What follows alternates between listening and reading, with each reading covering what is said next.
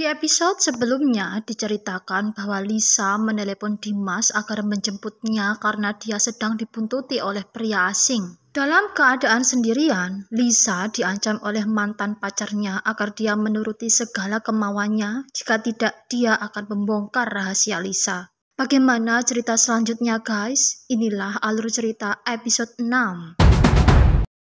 Setelah mengancam Lisa, pria itu kemudian meninggalkan Lisa sendirian dalam keadaan shock.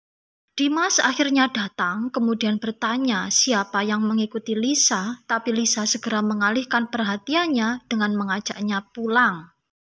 Di rumah, Lisa kembali berpura-pura ketakutan karena merasa dirinya diikuti oleh orang terus. Dia ingin Dimas selalu ada di sampingnya. Kamu jangan sering ninggalin aku dong. Agar aman, Dimas akhirnya menitipkan Lisa di rumah ibunya.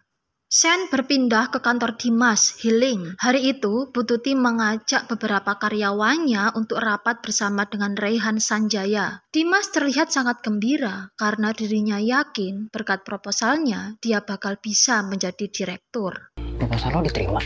Yoi. Raihan Sanjaya pun tiba Dimas. dan rapat pun segera dimulai. Bu Tuti memberitahu karyawannya bahwa mulai saat ini Raihan menjadi komisaris di perusahaan Healing. Kita mulai ya menjabat sebagai komisaris. Raihan Sanjaya sendiri mengutarakan bahwa dia bakal mewawancarai satu persatu karyawannya. Saya akan ngobrol sama kalian semua satu persatu. Kini Dimas terlihat cemas. Selesai rapat, Dimas mendekati Bu Tuti menanyakan tentang peluangnya untuk menjadi direktur. Bu Tuti tidak bisa berjanji. Dia hanya menyarankan agar Dimas mengajak Ana pada jamuan makan malam agar dirinya bisa terus mendekati Raihan. Di rumah, Lisa makin mengompori Dimas bahwa semua ini adalah rencana Ana dan Raihan untuk mendepaknya dari kantornya. Caranya Ana, dia tuh pengen lihat kamu hancur. Terlihat Dimas termakan oleh omongan Lisa ini. Dia mengatakan mau tidak mau dia harus mengambil hati Ana. Mendengar ini, Lisa tidak setuju. Jelas ketidaksetujuannya ini karena dia tidak ingin Dimas kembali dekat dengan Ana. Ana lagi. Tapi bagi Dimas tidak ada jalan lain. Jadinya Lisa harus menerima kondisi itu. Kalau masalah ini, cuman Ana. Lisa terdiam, tapi tak lama kemudian dia tersenyum seolah-olah dia telah menemukan ide cemerlang. Apa yang direncanakannya ya guys? Dimas terlihat sedang duduk di teras rumah Ana. Ana yang baru saja pulang bertanya padanya ada gerangan apa hingga suaminya itu mau mampir ke rumahnya. Mau apa lagi kamu? Dimas menjawab bahwa dia mau mengajak Ana ke acara makan malam di kantornya. Acara ini penting baginya karena di sana akan ditentukan dia bakal jadi direktur atau tidak. Ana harus ikut dengan Dimas karena yang menjadi komisaris sekarang adalah Raihan. Kamu juga diundang kok. Raihan kan sekarang udah jadi komisaris. Dimas dan Ana akhirnya mendatangi acara makan malam perusahaan Healing. Mereka langsung menyapa Bu Tuti dan Raihan tentunya. Aduh Bu, udah cantik banget Raihan. Bim. Setelah cukup berbasa-basi, Ana memilih untuk tidak berkumpul dengan Dimas. Di depan toilet wanita, Ana berkesempatan untuk berbincang-bincang dengan Raihan. Dia menanyakan tujuan Raihan membeli PT Healing. Buat apa sih semua ini? Raihan menjawab bahwa dia ingin melindungi Ana dengan caranya. Buat jagain lu dari jauh. Di acara makan malam itu, apa yang diharapkan Dimas ternyata tidak terjadi. Tidak ada pengangkatan direktur guys. Dimas yang mestinya bisa mendekati Raihan justru mempermalukan dirinya sendiri. Dalam keadaan mabuk, dia menuduh istrinya bermesraan dengan Raihan di depan toilet wanita. Di depan toilet. Parahnya lagi, Dimas berlagak sombong seakan tidak ada yang berani memecatnya karena Ana akan selalu melindunginya. Santai. Nggak ada yang berani mecat aku. Karena kamu akan jagain aku, sayang. Ibu Tuti yang melihat tingkah Dimas ini hanya bisa terdiam sambil menahan malu. Dimas pulang dalam keadaan mabuk berat dan terpaksa Ana membawanya pulang ke rumahnya. Pagi harinya, Lisa mendatangi rumah Ana dan langsung menuduh Ana berbuat sesuatu pada Dimas hingga dia tidak bisa pulang ke rumah. Ana malas menanggapi Lisa. Dia mengusirnya dengan mengancamnya bakal memanggilkan polisi. Buat telepon polisi. Dimas juga ikut-ikutan diusir Ana, tak peduli meski dia masih belum sadar sepenuhnya. Dimas, Pergi kamu. Ketika hendak berangkat ke kantor, Anna dikejutkan oleh catatan yang ditempel di pintu kulkas yang menyatakan bahwa Anna harus membantu Dimas menjadi direktur. Jika tidak, Dimas tidak akan berangkat ke Hong Kong. Sementara itu di klinik Anna, Bu Desi sudah menunggunya untuk memberikan paspor Anna dan Dimas. Selain itu, Bu Desi juga memastikan bahwa situasi benar-benar terkendali.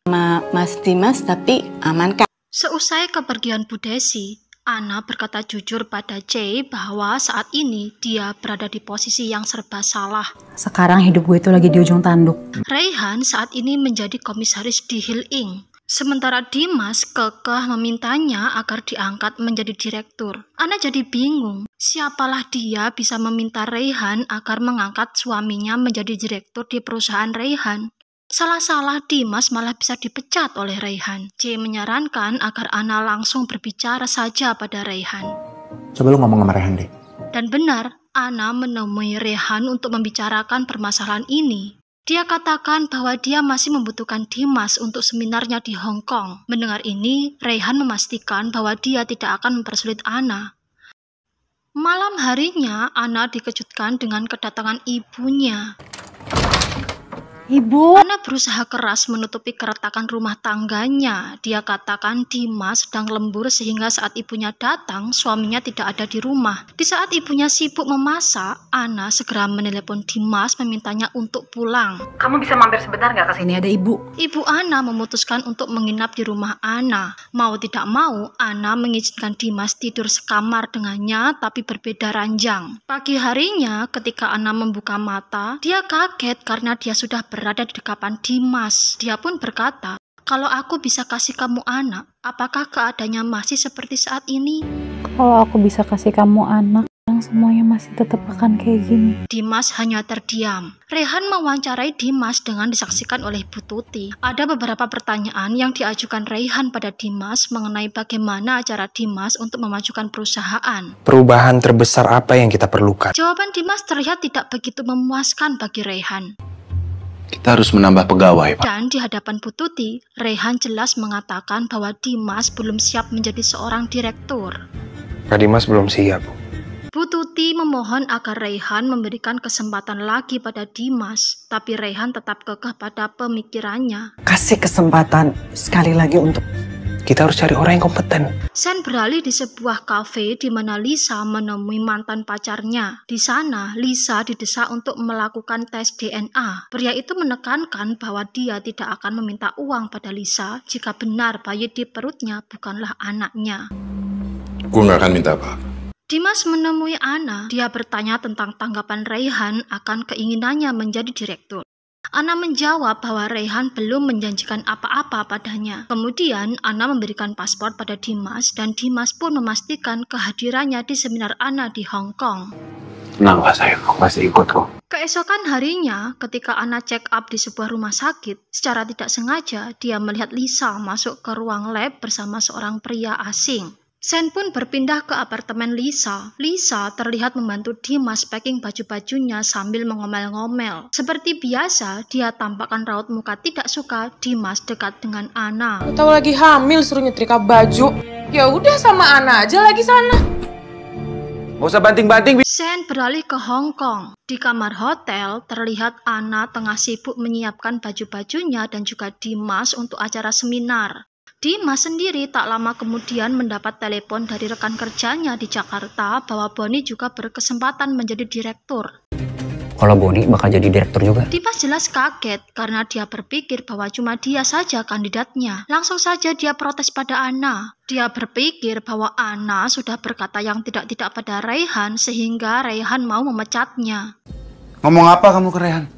Mendengar ini jelas Anna tidak terima karena memang dia tidak ada hubungannya. Dia maki balik Dimas, dia katakan bahwa selama ini dialah yang selalu membantu karir Dimas. Asa hidup aku itu selalu soal kamu. Dimas makin tak tahu diri. Dia katakan Anna egois. Anna membantunya selama ini tidak lain juga demi karirnya sendiri. Dimas merasa dialah yang selalu mendukung karir Ana. Ini semua hanya untuk demi kepentingan kamu. Ana jelas tidak terima. Dia pertanyakan kelakuan Dimas menghamili sahabatnya Lisa. Apakah ini dia lakukan untuknya? Dimas makin tak berkutik ketika Ana mengatakan bahwa dia melihat Lisa ke lab bersama seorang pria asing. Kamu tahu nggak kemarin bisa tes darah di lab sama cowok lain?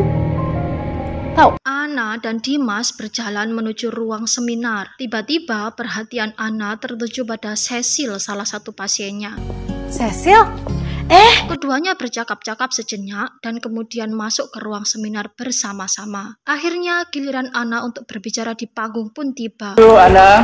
Good, thank you so much. Setelah beberapa menit membuka seminar, dan kini giliran dia untuk menampilkan slide-nya, Many of you have had the reaksi penonton malah terkejut melihat isi slide yang ternyata adalah foto-foto kebersamaan Ana dengan Rayhan. slides, please. Ana tak kalah terkejut, tapi dia terlihat tak bisa berbuat apa-apa. Di bangku penonton terlihat Dimas yang melihat ini malah tersenyum tipis. Cecil pun demikian. Dia teringat akan perintah Lisa bahwa dia sengaja dibiayai Lisa untuk mengikuti seminar Ana di Hong Kong agar bisa menyusupkan foto-foto Ana dan Rayhan di slide seminar Ana. Semua bukti kedekatan Ana sama Rehan.